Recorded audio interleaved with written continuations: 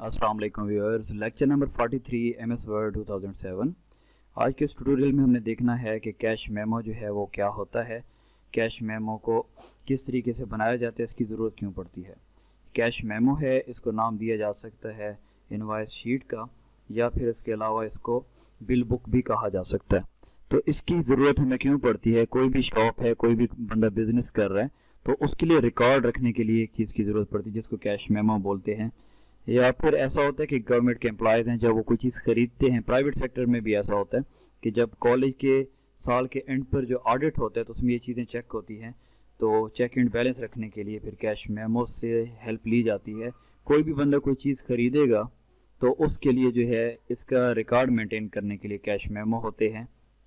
किसी भी कंपनी में कोई भी चीज़ खरीदते हैं लेन देन के लिए जो है वो एक बनाया जाता है कैश मेमो। तो कैश मेमो में देखते हैं क्या क्या चीज़ होती है। जो स्क्रीन पर आपको ये नज़र आ रहा है ये कैश मेमो है।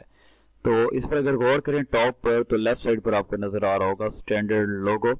तो यहाँ पर कोई भी कंपनी है, कोई भी कॉलेज यूनिवर्सिटी, तो उसका एक लोगो होता है।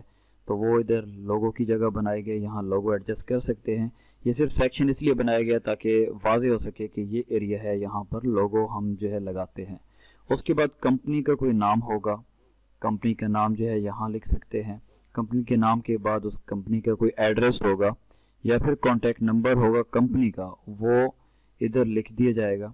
जो कंपनी है जो ये चीज़ें मतलब सेल कर रही है, वो कोई कंपनी जो है या कोई बिज़नेस है, उसके इधर नाम आ जाएगा, कॉन्टैक्ट वगैरह एड्रेस वगैरह यहाँ आ जाएगा। उसके बाद ये साइड पर राइट साइड पर हमें नज़र आ रहा है सेल्स स्लिप है। तो सेल्स स्लिप किस लिए होती है? रिकॉर्ड को मेंटेन करने के लिए। ये एक जैसे हम कहीं किसी कॉलेज वगैरह में फ़ीस जमा कराते हैं, एक रसीद का नंबर होता है, तो इसी तरीके से ये सेल्स स्लिप होती है, ये नंबर होता है, ये साथ साथ हर पेज पर न्यू होता है, चलता जाता है ताकि बेहतर तरीके से रिकॉर्ड को मेंटेन किया जा सके। अब यहाँ आते हैं तो एक कस्टमर ऑर्डर नंबर है, या तो कस्टमर ऑर्डर नंबर हमें याद हो या फिर सेल्स स्लिप नंबर याद हो, तो इससे जो है अगर वेरिफिकेशन करनी हो तो हम इस स्लिप की वेरिफिकेशन कर सकते हैं। उसके बाद एक डेट होती है यहाँ के, जो कस्टमर है वो किस डेट को उसने ख़रीदारी की, उसका कस्टमर का नाम क्या है, नाम के बाद जो है उसका सेल नंबर, उसके बाद जो है उसका एड्रेस क्या है। इसके बाद जो है इसमें क्वांटिटी होगी, जो चीज़ वो ख़रीदता है वो उसकी क्वांटिटी क्या है। डिस्क्रिप्शन में आ जाएगा वो क्या क्या चीज़ खरीद रहा है। उसके बाद यूनिट प्राइस क्या होगी, मतलब इधर मैंने अगर यूएसबी लिखा है तो यूएसबी एक की जो यूनिट प्राइस है वो क्या है, मतलब एक यूएसबी है 520 रुपए की। अगर वो यूएसबी की तादाद 3 होती है, जैसे यहाँ में लिखा है क्वांटिटी उसकी 3 है, तो ये हो जाएगा कितना, 1560 रुपये हो जाएगा। तो यहाँ 1500 लिख दिया और साइड पर जो है एक सेक्शन बना दिया जिसमें हमने 60 लिख दिया, तो यहाँ 1500 आ गया, यहाँ 60 आ गया, तो 1560। एंड पर जाकर हमारे पास यहाँ कोई अगर जो है वो गवर्नमेंट टैक्सेस होते हैं, कोई भी टैक्सेस वगैरह ऐड करना चाहें कर सकते हैं, और यहाँ हो जाएगा टोटल। तो यहाँ अगर रुपीज़ हैं रुपीज़ हो सकते हैं, इस साइड पर पैसाज अगर हैं तो वो आ सकते हैं। इन पर अगर फंक्शन इंप्लीमेंट करना हो तो लेआउट टैब के अंदर जाकर यहाँ एफएक्स मौजूद होता है फार्मूला, यहाँ जाकर फार्मूला भी इंप्लीमेंट कर सकते हैं। तो यहाँ रिसीव्ड बाय का जो सेक्शन है इसलिए होता है कि जो बंदा ये रसीद जो है वो फिल कर रहा है उसके यहाँ सिग्नेचर आ जाएंगे। उसके बाद जो है टर्म एंड कंडीशंस होती हैं किसी भी कंपनी की, तो टर्म एंड कंडीशन अगर यहाँ कैश मेमो पर लिखना चाहें लिख सकते हैं। और ये कि हमारे जो है हमारे पास किसी ने विज़िट किया है शॉपिंग के लिए तो उसके लिए जो है हम यहाँ मेंशन कर देते हैं थैंक यू। तो ये हमारे पास कैश मेमो होता है तो सिंपल सा है। इसको किस तरीके से बनाया जाता है, कोई स्टूडेंट को कन्फ्यूजन थी किस तरीके से बनाया जाता है, तो इस वजह से मैंने कहा ये ट्यूटोरियल बनाते हैं, इसमें स्टेप बाय स्टेप मैं बता देता हूँ इसको कैसे बनाया जाएगा। तो जूमिंग थोड़ी इसकी जो है कम कर देते हैं, जूम आउट कर देते हैं। तो हमारे पास एक पेज साथ में है, इसमें हमने यही सेम चीज़ बनानी है। तो अब जो है इसको बनाने के लिए क्या करते हैं, सबसे पहले इंसर्ट टैब में जाते हैं, एक टेबल लेते हैं और उसमें पहले ये देखते हैं कि हमारे पास अगर ये टेबल बना हुआ है तो इसकी कितनी जो है वो रोज हैं, कितने कॉलम्स हैं।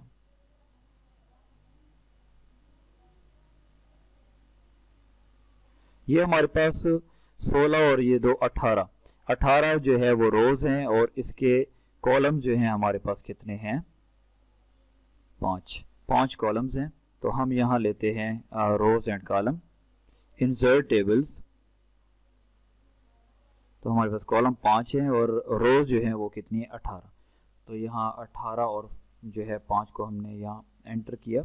तो हमारे पास ये आ गई रोज़ और कॉलम्स आ चुके हैं। अगर इसका साइज़ हमने एडजस्ट करना है, अब देखें ये हमारे पास एक जो कॉलम है इसका साइज़ क्या है, ये इसकी जो विड्थ है, विड्थ जो है वो 1 इंच है। तो इसको हमने अगर एडजस्ट करने तो इसको सिलेक्ट करते हैं।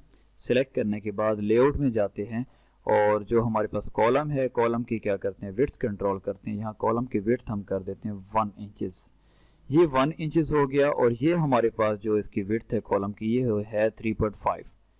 इसको सिलेक्ट करके इसकी विड्थ को बढ़ा देते हैं, इसको हम कर देते हैं 3.5। हमने इसको कर दिया 3.5 और बाकी जो ये हैं तो ये 1 इंचेस ही हैं। तो इसको हम सिलेक्ट करते हैं। सिलेक्ट करने के बाद इसकी विड्थ जो है वो कर देते हैं 1 इंचेस। सेकंड को भी सिलेक्ट कर लेते हैं, इसको भी हम कर देते हैं 1 इंचेस और ये लास्ट में जो है इसको भी हम कर देते हैं 1 इंचेस।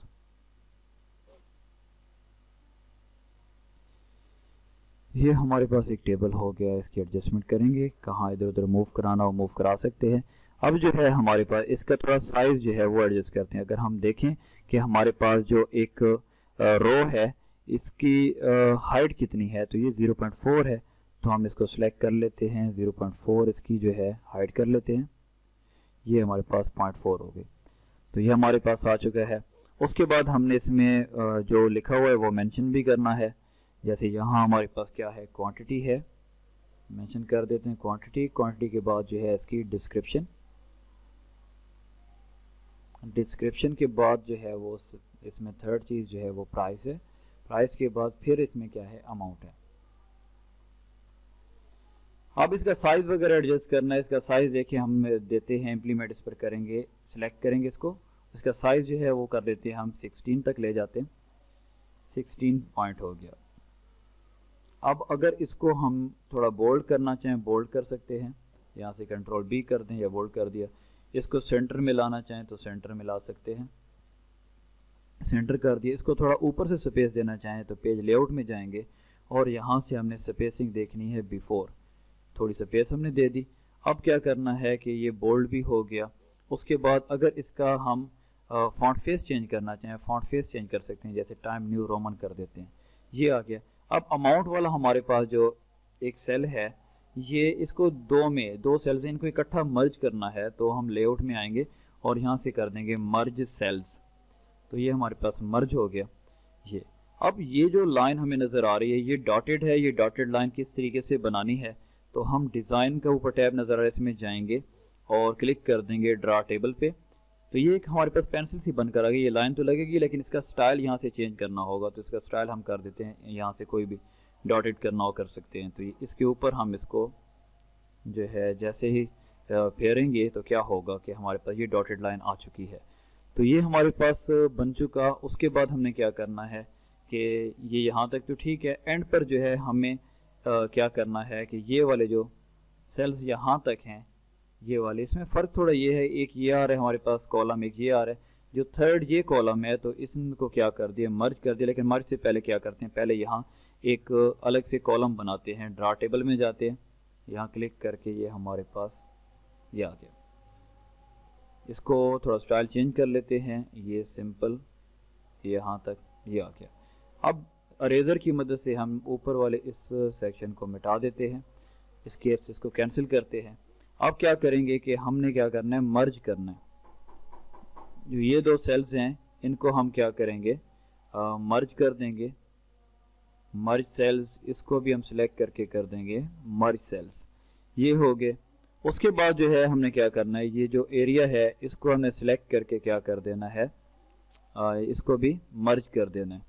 तो मर्ज सेल्स कर दिया। फिर मर्ज करने के बाद यहाँ हमने जो मेंशन करना है वो कर देते हैं। जैसे लिखा हुआ है रिसीव्ड बाय, तो यहाँ लिख देते हैं हम रिसीव्ड बाय कि जिस बंदे ने ये फिल किया है उसके सिग्नेचर हो जाएंगे। इसको थोड़ा हमने सिलेक्ट करके इसका साइज़ बढ़ा देना है। तो ये हमारे पास हो गया रिसीव्ड बाय। उसके बाद यहाँ टैक्सेस अगर कोई हैं तो टैक्सेस के लिए हम लिख देते हैं यहाँ टैक्स आ गए। टैक्स के बाद फिर हमारे पास नेक्स्ट क्या है, यहाँ टोटल्स हैं। टोटल्स हो गए। इसको अगर राइट साइड पर हम लिखना चाह रहे हैं, कंट्रोल R कर देंगे राइट के लिए और थोड़ा साइज़ इसका बढ़ाना चाहें तो साइज़ बढ़ा सकते हैं। अगर पेज लेआउट में जाकर थोड़ा इस पर बिफोर स्पेसिंग देना चाहें तो ये स्पेसेस दे सकते हैं। ये हो गया हमारे पास।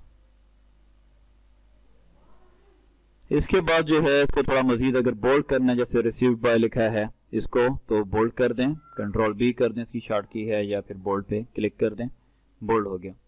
इसके बाद जो है हमने क्या करना है, ऊपर का एरिया ये अगर एडजस्ट करना है तो क्या करेंगे, इसके लिए या तो ड्रा टेबल बना लें, वो बना सकते हैं। अच्छा, ये साइड से जो है थोड़ा बेहतर लगता है अगर ये लाइन ख़त्म कर दी जाए, तो ये लाइन हम ख़त्म कर सकते हैं। तो लाइन कैसे ख़त्म करेंगे, डिज़ाइन के टैब में आकर अरेजर, और हमने क्या करना है यहाँ क्लिक करते जाना, और ये क्या हो जाएगी, ये वाली लाइन अरेज हो जाएगी।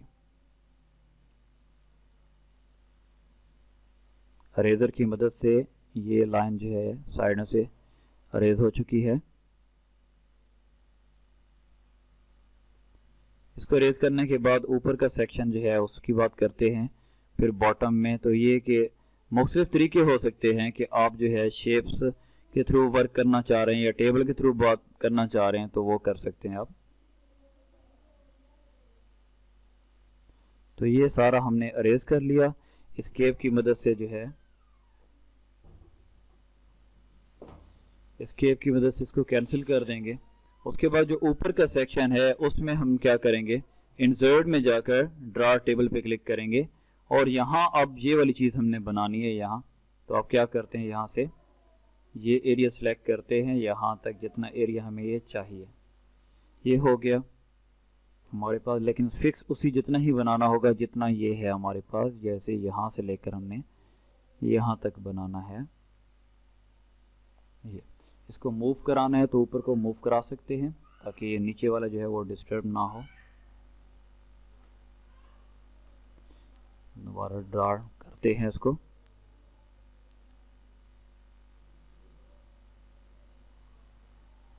ये हमारे पास ड्रा टेबल आ गया। अब क्या करते हैं, इसके जो रोज़ चाहिए हमें जितनी, तो वो रोज़ ले लेते हैं। तो हमें यहाँ 3 रोज़ चाहिए जिसके अंदर हम डाटा जो है एंटर कर सकें।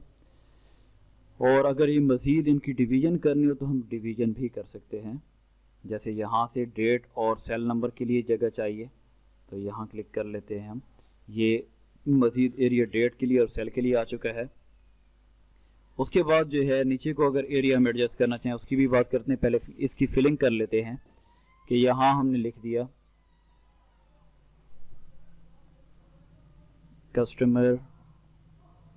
Customer order number. तो ये हमारे पास का जो नंबर है वो आ जाएगा, कोई भी हमने यहाँ टाइप कर दिया। उसके बाद यहाँ नेम है, कस्टमर का नेम आ जाएगा। नेम के बाद जो एड्रेस है वो उसका एड्रेस आ जाएगा। उसके बाद यहाँ मेंशन कर देंगे डेट और सेल नंबर। यहाँ सेल नंबर आ जाएगा, कोई भी नंबर।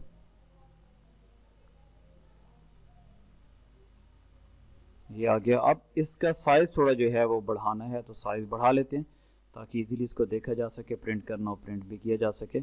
ये आ चुका है। इसको थोड़ा बोल्ड कर लेते हैं ताकि वाज़ेह नज़र आए। सेलेक्ट करने के बाद इसको बोल्ड कर लेते हैं। ये बोल्ड हो गया। अगर इसको थोड़ा सेंटर में करना चाहें तो इसकी एडजस्टमेंट की जा सकती है। सेलेक्ट करते हुए पेज लेआउट में आए और बिफोर जो है आप थोड़ा सा इसको स्पेस दे दें। एडजस्टमेंट अगर करनी है 0.6 जो है वो ज़्यादा हो रहा है तो इसको सिलेक्ट करके इसका साइज़ जो है बिफोर से आप 0.6 ना करें, इसको आप वो कर दें 0 ने इसको 0.2 कर दें। अगर ये भी ज़्यादा है इसको मज़ीद थोड़ा कम कर दें। तो यहाँ से एडजस्टमेंट कर सकते हैं साइज़ की कि यहाँ 6 पॉइंट ज़्यादा हो रहा है तो यहाँ हम कर लेते हैं 1.5। 1.5 भी स्पेस जो है वो अगर ज़्यादा है तो हम क्या करते हैं मज़ीद कम कर लेते हैं, 0.5 कर लेते हैं। ये तो अब इसकी स्पेसिंग जो है थोड़ी हमने सेट कर ली। उसके बाद ऊपर जो है हम एक शेप ले लेते हैं एरिया वाज़े करने के लिए, जहाँ हमने लोगों को एडजस्ट करना है। इसके अंदर हमने मेंशन कर दिया ऐड टेक्स्ट और इसको हमने कर दिया स्टैंडर्ड लोगो। किसी भी कंपनी का जो लोगो होगा वो इस एरिया में सिलेक्ट किया जाता है। उसके लिए लाजमी नहीं है कि शेप बनाई जाए, लेकिन इसलिए यहाँ दिखाया जा रहा है ताकि ये एरिया हम लोगों के लिए छोड़ दें। ये हो गया, थोड़ा इसको बोल्ड कर दिया। अब ये अगला एरिया हमने सेलेक्ट करना है, तो इंसर्ट में जाकर शेप्स में टेक्स्ट बॉक्स ले लेते हैं और ये एरिया सेलेक्ट कर लेते हैं यहाँ से, जिसके अंदर अगर हमने लिखना हो कंपनी नेम वगैरह तो यहाँ हम लिख देते हैं। जैसे यहाँ आ जाएगा your company name, type hair, ये आ गया। नेक्स्ट हमारे पास क्या है, एड्रेस हो जाएगा, address and contact number, address and contact number यहाँ आ जाएगा। ये एरिया जितना हमें चाहिए वो, उसके बाद हम साथ में एडजस्ट करेंगे सेल्स जो स्लिप है उसको। इसका पहले थोड़ा साइज़ बढ़ाते हैं, के बाद इसको बोल्ड करना है तो बोल्ड कर लेते हैं, ये हो गया। इसका साइज़ ऊपर वाले का हमने थोड़ा बढ़ाना है, कंपनी नेम के लिए बढ़ा देते हैं। अगर ये हमें सही नज़र नहीं है, इसकी थोड़ी हाइट बढ़ाते हैं।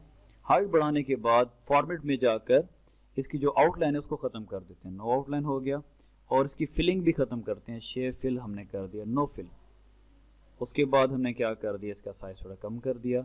उसके बाद हमने एक और टेक्स्ट एरिया लेना है, टेक्स्ट बॉक्स हमारे पास एक और आ गया, जिसके अंदर हमने क्या लिखना है, स्लिप के बारे में लिखना है, सेल स्लिप हमने लिख दिया। हाँ, सेल स्लिप हो गई।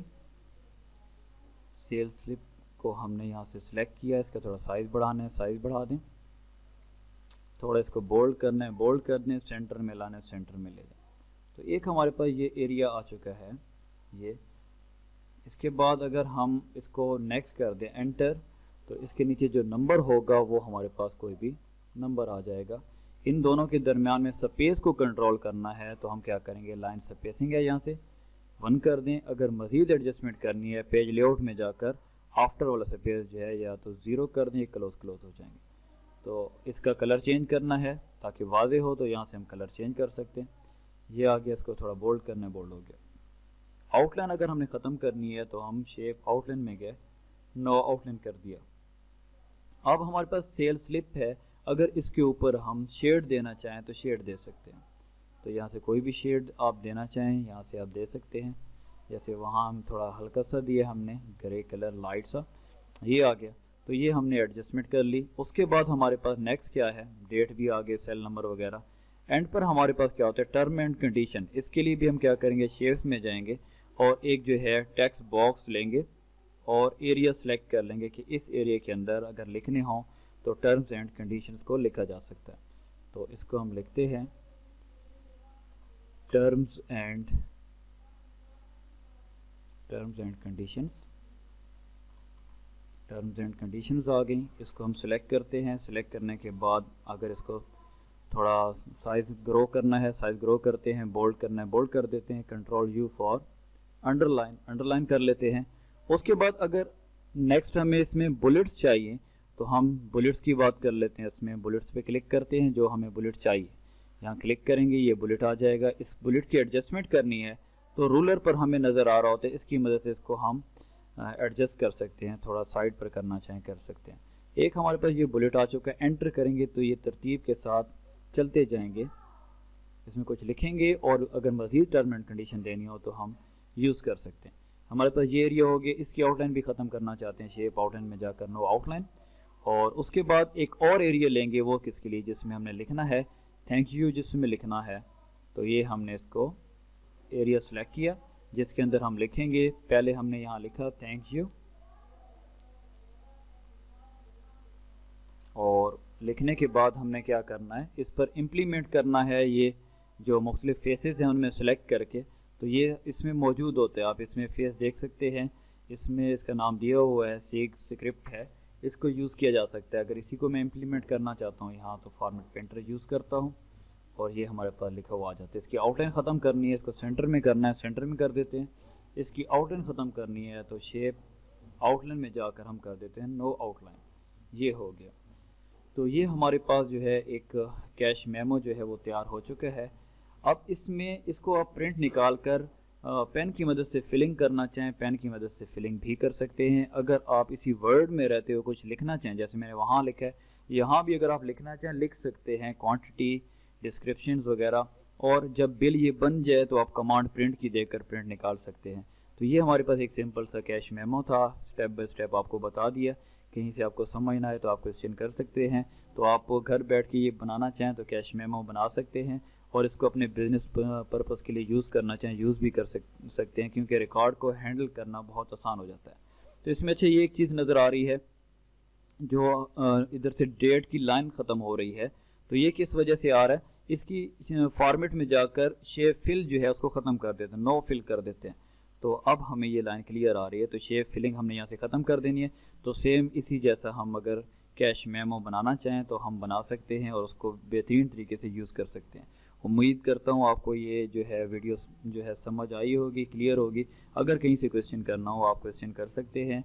ईमेल एड्रेस भी दिया गया है, मेरा फेसबुक जो है वो पेज भी मौजूद है, और साथ में व्हाट्सएप नंबर भी दिया गया है। कहीं से भी क्वेश्चन हो तो कर सकते हैं, इंशाल्लाह आपको टाइम पर जवाब दिया जाएगा। मिलते हैं इंशाल्लाह नेक्स्ट ट्यूटोरियल के साथ, तब तक इजाज़त दीजिए, अल्लाह हाफ़िज़।